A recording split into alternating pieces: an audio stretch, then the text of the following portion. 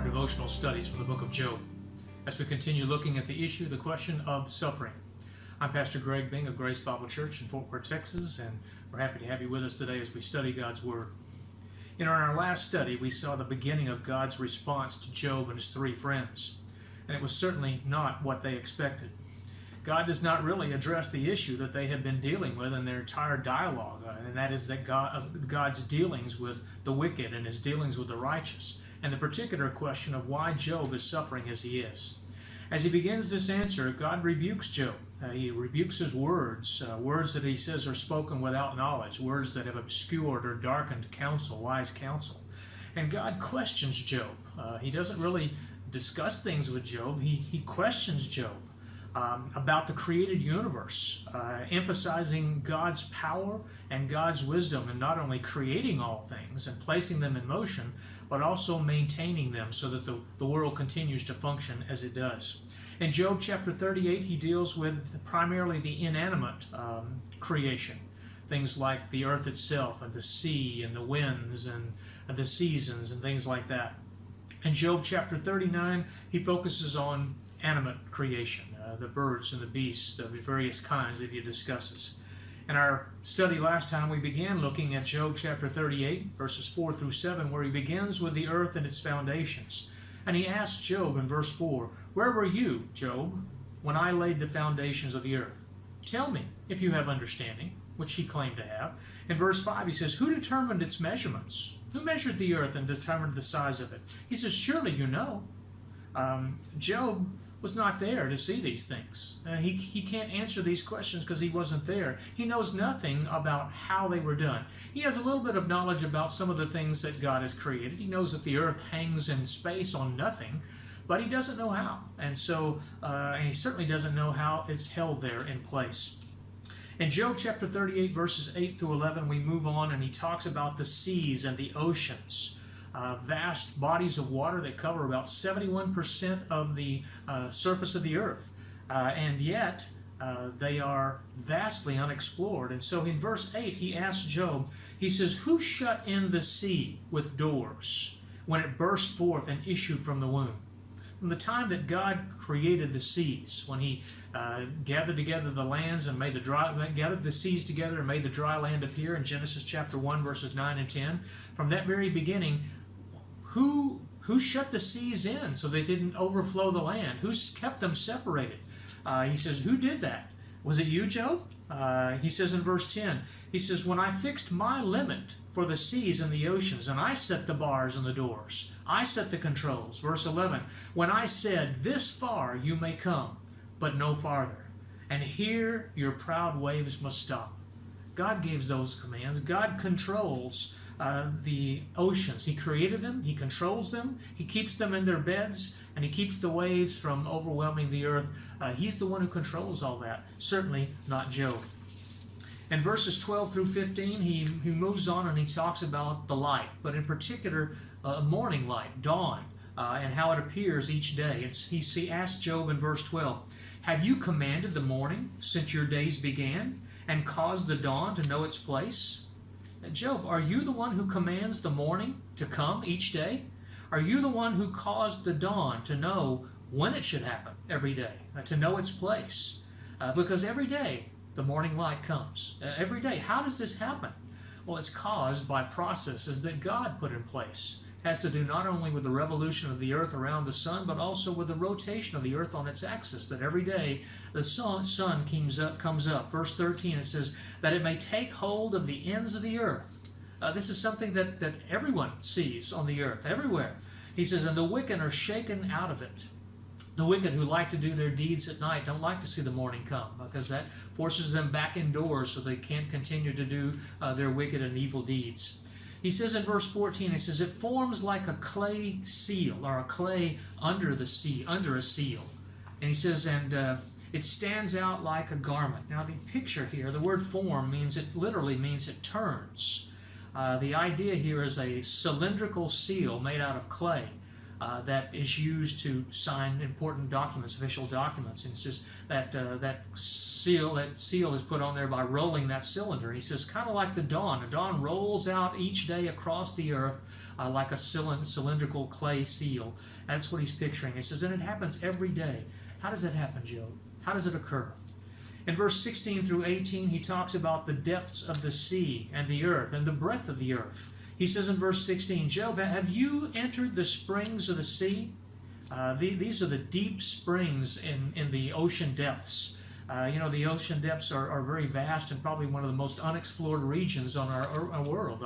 We've explored a lot in outer space, although certainly not all of it at all. But we've seen exploration there, but not as much exploration of the ocean depths. And so he says, have you done this? Have you walked in search of the depths of the sea, Job? Have you gone after to see those things? No.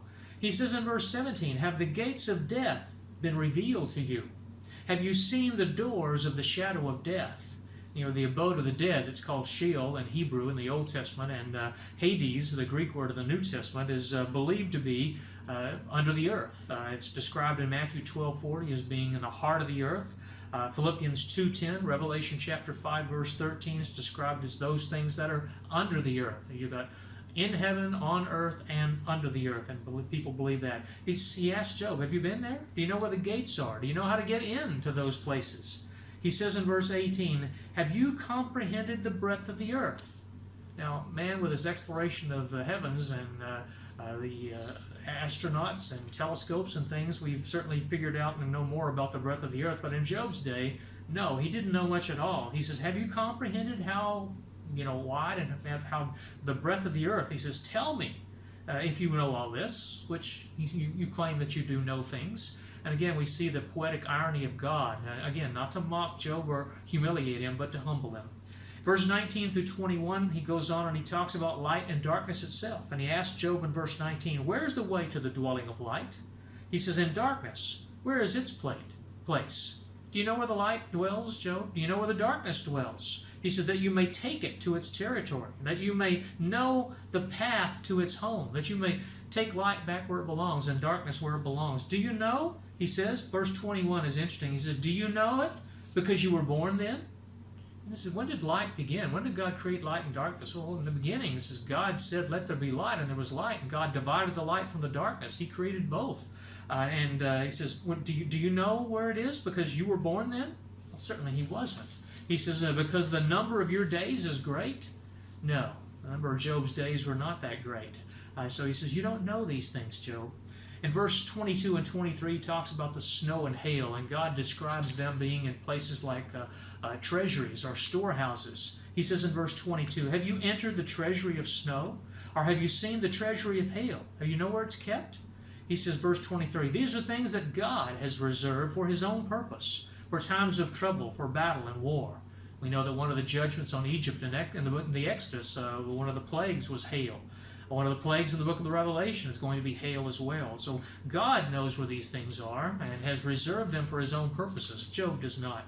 Verses 24 to 27, he talks about the light and the wind and the water and how these things are channeled and divided to address different things on the earth. He says in verse 24, by what way is light diffused or separated? Some believe that he may be talking about lightning, but this is probably just light itself. How is it diffused and sent into different places? Or he says, by what way is the east wind scattered over the earth so that it blows in all various places for different reasons? Verse 25, he says to him, who has divided a channel for the overflowing water? Who has divided water so that it flows in different places? Or a path for the thunderbolt so that they shine and go forth in various ways? He says, verse 26, to cause it to rain on a land where there is no one, a wilderness in which there is no man. He says, to satisfy the desolate waste and to cause to spring forth the growth of tender grass. So God does all of this. And he even causes it to rain in places where no one lives. Wilderness areas, desert areas where no man is there. Even desolate waste areas. And he says the rain causes it to bring forth grass, tender grass. You might say, why? Well, God knows. God has a purpose in this, and God does all this. Again, Job doesn't know it, but God does. Verses 28 to 30, he talks about rain, dew, ice, frost, and frozen water. Verse 28, he asks him, Job, has the rain a father? He says, or who has begotten the drops of dew? From whose womb comes the ice and the frost of heaven? Who gives it birth? The water is hardened like stone, and the surface of even the deep is frozen. Where does it come from, Job? How does the rain come? What's its father? Who has begotten the drops of dew? Where does that come from? Where does the ice come from? Where does the frost of heaven come from? Who gives it its birth? You see, Job doesn't know the answer to this. How can even portions of vast oceans in the polar regions, how can those be frozen solid? How does that work, Job? Job doesn't know the answer to those questions. Verses 31 to 33, he talks about the constellations. He talks about the heavens, the stellar heavens, but it's interesting. He doesn't talk about the sun or the moon or even the planets, but he does talk about the constellations. He says in verse 31, can you bind together the cluster of the Pleiades? The cluster is the 7 stars or the 7 sisters associated with winter. He says, can you loose the belt of Orion? Orion, the mighty hunter, also seen in winter, the most easily recognized constellation because of its belt. He says in verse 32, can you bring out Mazzaroth? This is a word that likely describes all the constellations. Can you bring out the Mazzaroth, all the constellations in its season? Because they regularly appear every year. The constellations are there at set times. He said, can you control this? Can you guide the Great Bear, the Big Dipper, to its place along with its cubs? Verse 33, he asked him, he says, do you know the ordinances of the heavens? Do you know the laws that govern the heavens and the movement of the stars? Can you set their dominion over the earth? Well, no, Job can't do any of that because these are natural laws that God has ordained and set in place to control the things that he has created. Verses 34 to 38, he talks about the clouds that bring rain. He says in verse 34, can you lift up your voice to the clouds, that an abundance of water may cover you? Can you just give a commandment to the clouds and so that it rains when you want it to? He says, can you send out lightnings that they may go, that they may come to you and say, here we are, where do you want us to go? Can you send them out? No, you can't do that. Who has put wisdom in the mind, Job? Who has given understanding to the heart? How can people know these things? Well, the only wisdom and understanding that must come from God, because God's the one who created all these things. So only God knows these things. And so he asked him those questions. Verse 37, he says, who can number the clouds by wisdom? Can you do that, Job? Do you know how many clouds there are? Who can pour out the bottles of heaven, the water and the rain that comes upon the earth? He says, when the dust hardens in clumps and the clods cling together because of the rain as it falls. Can you do those things, Job? Do you, Job, have the wisdom and understanding to do all these things, to create them, to control them, to even know how and why they function as they do? No, you can't, Job. Only God does. And that's what God's point is in saying all these things is, Job, you can't know these things. Only God can. Hope that you'll join us for our next study as we go and look further at God's questioning of Job, particularly concerning the animal kingdom. That'll be next time.